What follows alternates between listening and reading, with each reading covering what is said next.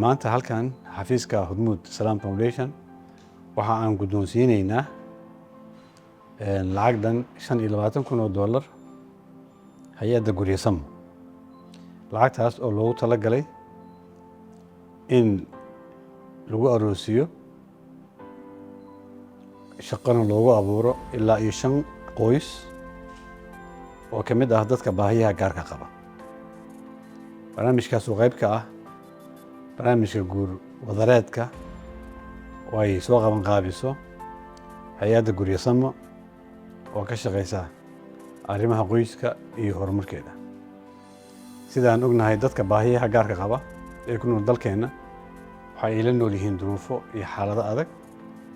waxaan ku adkaataa qofka inuu wax barto, inuu shaqeysto iyo inuu guursado. farxad weyn ayay maanta noo tahay inaan ka guddoonno hay'adda Hormuud Salaam Foundation lacag dhan $25,000 oo sanadkii labaad ama markii labaad ay uga qayb qaadanayaan guur wadareedka iyo shaqo abuurka dhalinyarada Soomaaliyeed ee naafada ah.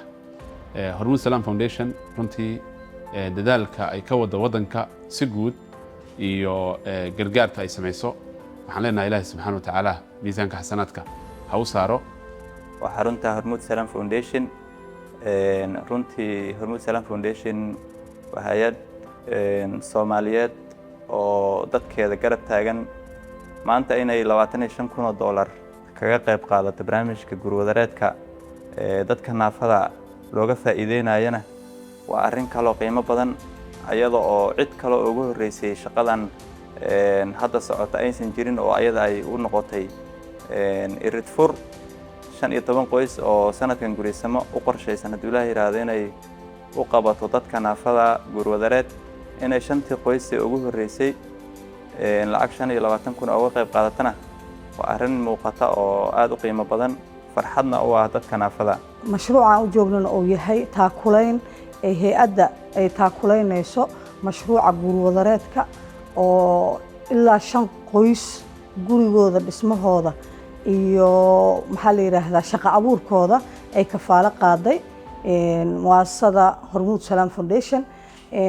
mana ahan markii ugu horeysay wada ognahay horey ayay uga soo qayb qaadatay mashruucan.